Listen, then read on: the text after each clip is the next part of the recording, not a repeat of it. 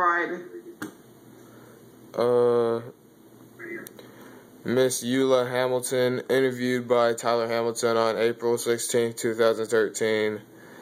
Miss Hamilton was born in 1945 in Mobile, Alabama, and was a teenager and early 20-year-old during the Civil Rights Movement in the 1960s. I interviewed her about what it was like growing up during these difficult years.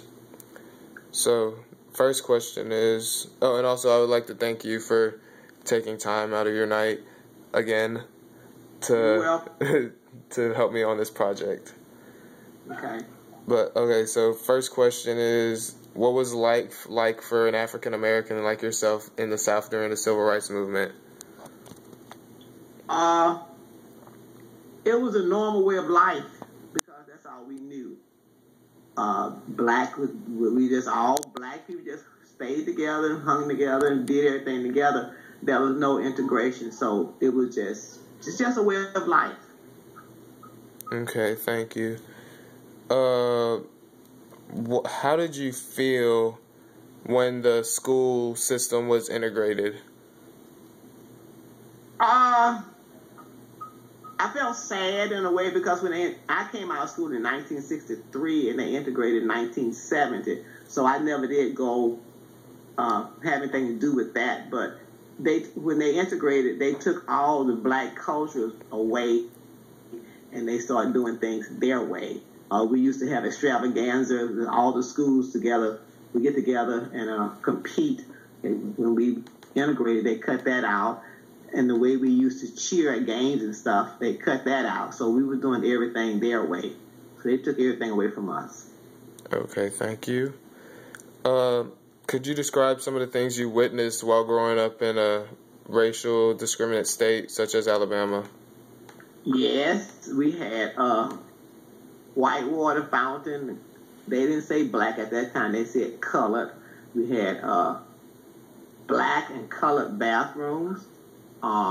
We would had black and white movies.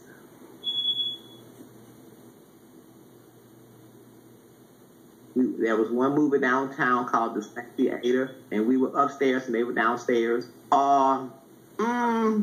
We had to go in the back. We go to the front of the bus and pay. Then we had to come off the bus and go right to the back of the bus and sit down. Even though it could be 5 or 6 seats up front on the bus, but we still had to sit in the back or stand.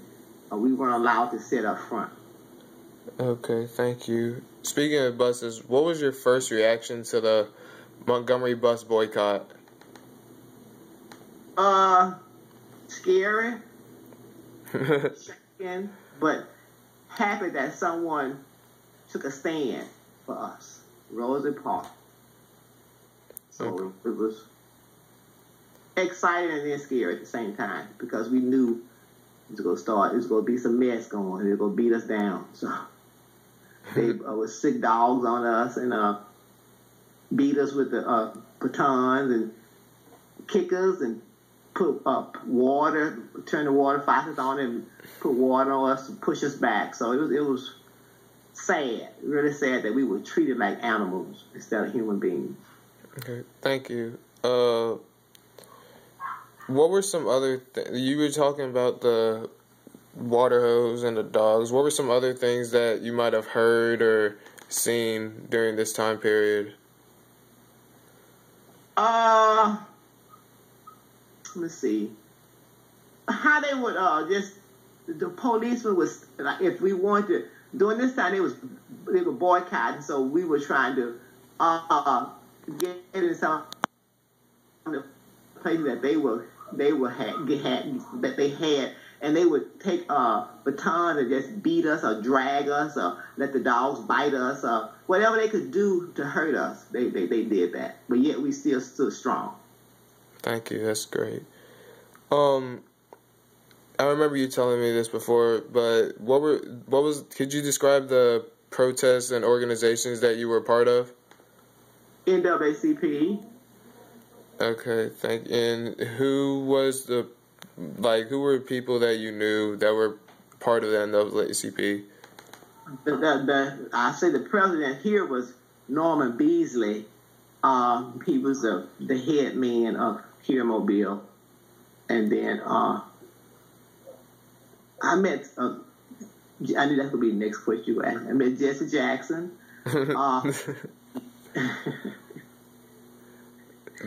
And then there was several ministers here in Mobile that was working with that group. So there were a lot of prominent people that I didn't meet directly, but I was in the company of them. Okay. Could you describe what it was like what you and maybe your friends how they felt about the situation at hand? Mad, wanted to fight, disgusted that they wanted to treat us like animals instead of human beings. We that's all we knew. But once it started, the boycotts and the civil rights movement, it made us think a different way, because it opened up a new door for us to let us know we knew we were human beings, but then it let us know that how hard we had a hard time trying to just even vote. Because during that time, not my time, my mother's time, before they could vote, they asked the question, how many bubbles were in a bar of soap? So it was stuff like that. Okay, thank you. How did you feel when you were listening to the I Have a Dream speech by Dr. Martin Luther King? Oh, happy, sad, crying, because he was the only black man that I knew that stood up for the blacks, and a lot of white people respected him, because a lot of white people walked with him and to help him out to make us have a better life. It was. I don't have the words to explain how I felt when I heard that. I know I cried the whole time. I do now when I hear. Okay. Staying on the subject of Dr. King, how did you react to the deaths of Martin Luther King and Malcolm X? Martin Luther King was hurting, because he was such a great leader. For somebody that killed him like that, we just thought that was horrible. Malcolm X, I felt for him too, because he was a black man, but at first he was a very radical man, but at the end he became a leader because he saw life a different way, and for his own people to kill him, that's what really hurt. You know, if the white man had killed him, it wouldn't have hurt so much, but his own people killed him, and I thought that was just terrible. Okay, thank you. How did you feel during the '68 Olympic Games when the track runners held up the Black Power salute? Good, great. And let the whole world know that we did have some decency and that we did stand for something. I was all for it. You were, okay, thank you. Mm-hmm. Okay, and I asked you when we previously recorded this, but how do you feel about the prevalence and presence of racism in the U.S. today, and how has it changed since you were younger? Okay, it's still there. But when we were growing up, we knew how the white man felt. We know he didn't like us, but and he showed it, you know, and he called y'all kind of names. But now it's more sophisticated, but it's still there. You know, it's still there. Okay, thank you. I remember talking to Auntie Betty about the Carolina. Is she still with you? No, she's gone. Oh, well, could you, try to describe what was going on? Because you said Uncle... Who got arrested? Yeah, my brother Eula was arrested in Selma. Yes. Because he went to school in Selma, college in Selma. So he was in some of the marches and he got locked up.